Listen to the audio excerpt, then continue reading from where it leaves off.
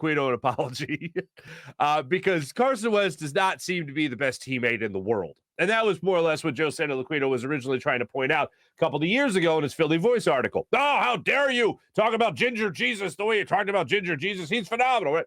Yeah, not so much. So here's where we're at, folks. Carson Wentz is now in the division. He's now in the NFC East. He's going to be playing for that Washington Commanders team. That's the end. I like to start at the end of some of these stories.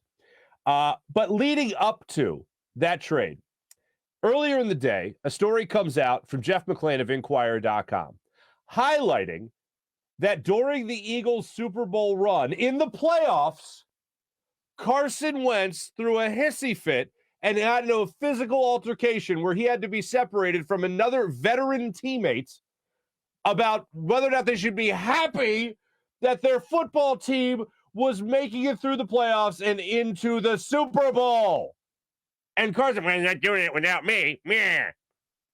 That's pretty much how I imagine it going down. And a veteran who was also injured by the time, by the way, I had to actually confront Carson about this and be like, dude, shut up and be happy, is basically how it went down.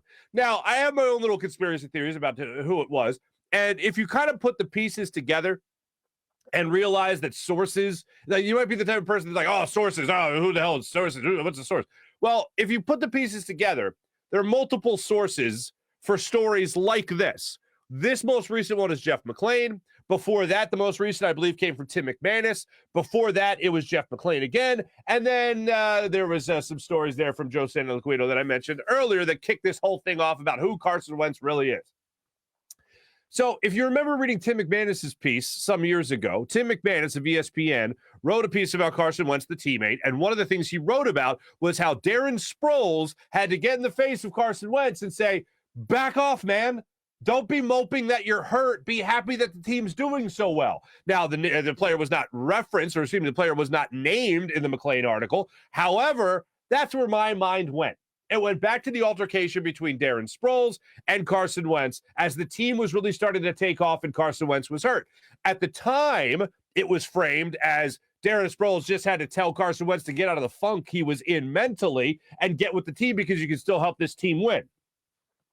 If this was the same case, and this is being described with a little bit more detail, I find that very interesting that a veteran like Darren Sproles, so hungry to get to a Super Bowl in his career, so hungry to play in the playoffs. He had played in the playoffs, obviously, with San Diego and then years with the Saints. But to get to a Super Bowl is obviously the apex, the pinnacle of anybody's career. Whether or not you're injured or not injured, you're still getting that ring. So my own personal theory is that it was Darren Sproles getting in the face of Carson Wentz saying, dude, get it together, man. So we find that out, that Carson was not exactly the best teammate on the road to the Super Bowl. And we go, man, how happy are we? We don't got to see that guy no more. Isn't this great? Ah, wonderful. And then Adam Schefter comes out and drops a bomb going, hey, guess who's traded to the Washington Commanders? Carson Wentz for 2 third-round picks.